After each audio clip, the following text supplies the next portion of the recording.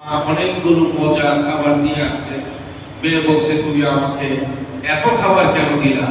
খুব খুশিতে নাচতেছিল। 10 মিনিট পরেই চলে। এই সময়টায় আমরা তাদের পাশে দাঁড়ানোর জন্য কিছু বলা, কিছু করা, এই সাধ্য, এই সক্ষমতা আমাদের কারণে নাই।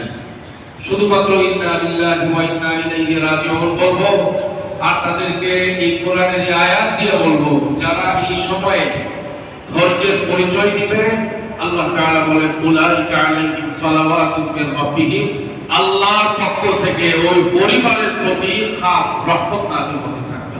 সুবহানাল্লাহ। দরকার হলো এই সময়ে সবরের সাথে নিজেকে ধৈর্যের পাহাড় বানিয়ে নেওয়া।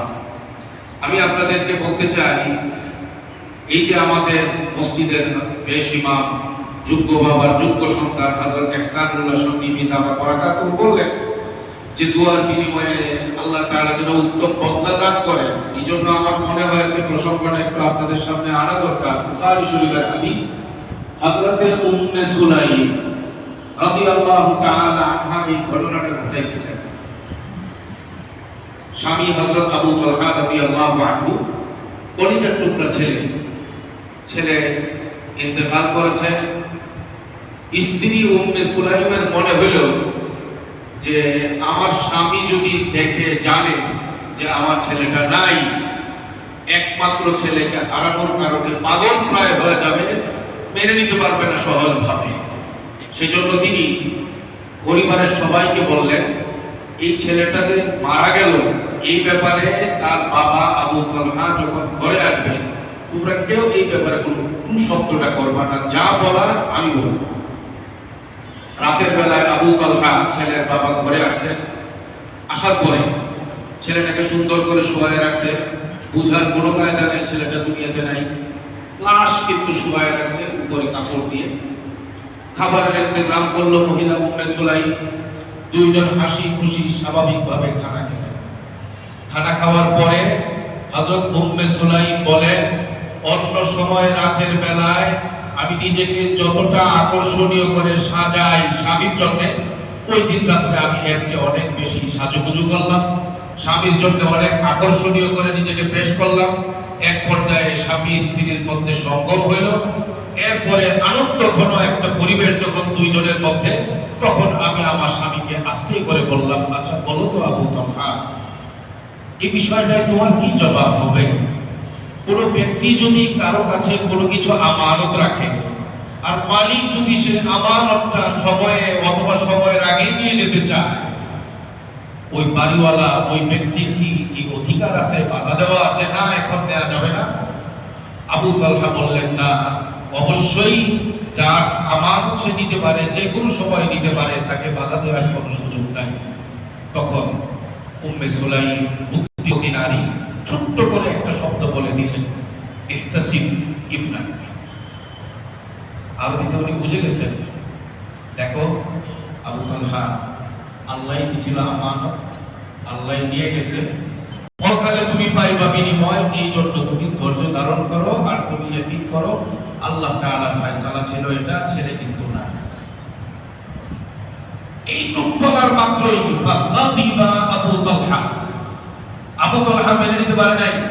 রাগে ফায়ার হয়ে তিনি তার স্ত্রীকে বললেন, এই রাত্রে সাজুগুজু করে খাবার দাবার এত সব কিছু করাইলাম, অথচ আমার ছেলে নাই।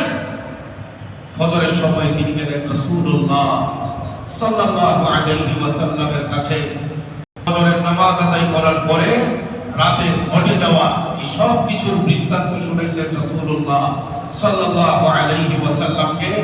বিস্তারিত শোনানোর পরে নবীজি বললেন, বারাকাল্লাহু লাকুমা ফি গাবিরি লাইলাতিকুমা। শোনো আবু তালহা, তোমার স্ত্রী কতটুকু ভালো মন্দ করছে এটা থেকে বুঝে নাও। আমি আল্লাহর নবী দোয়া করছি, এই রাত্রে তোমরা যে সংগম করলা, আল্লাহ যেন এর মধ্যে বরকত দান করে। বারাকাল্লাহু লাকুমা ফি গাবিরি লাইলাতিকুমা। ক্বালা রাজুলুন মিনাল আনসার, এক আনসারী সাহাবী বলেন, ওই দোয়ার বরকত আমি আমার নিজের চোখ দিয়ে দেখছি। স্বামী স্ত্রী দুইজনেই এই মুসিবতে ধৈর্য ধারণ করেছেন আর আল্লাহর উপরে, আল্লাহর শক্তির উপরে ঈমান আর ইয়াকিন রাখার কারণে আমি দেখছি যে ফারাআইতু লাহুমা তিসআতা আওলাদি কুল্লুহুম কাদ ক্বারাআল কুরআনাল কারীম।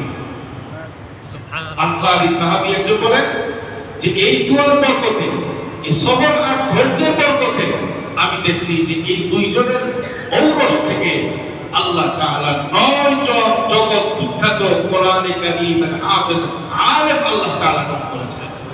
সুবহানাল্লাহ। এজন্য ধৈর্যের বিষয়টা আমাদের সামনে থাকা। বাকি ধৈর্য তো মানুষ ধারণ করে, 1-1.5 মাস পরে তো এমনিতেই চোখের পানি শুকাবে। ওই ধৈর্য আর প্রথম 2, 3, 4 দিনের যে ধৈর্য, এই দুইটার মধ্যে ব্যবধান আছে। এটা বলার জন্য আমি একটু আগাচ্ছি। তিরমিজি শরীফের হাদিস, রাসূলুল্লাহ সাল্লাল্লাহু আলাইহি ওয়াসাল্লাম দেখলেন একজন নারী কাঁদছেন, তাদের অঘটন যেন আর না ঘটে। প্রত্যেকটা সন্তান শুধু মা বাবার নয়, তারা ছিল আমাদের ভবিষ্যৎ।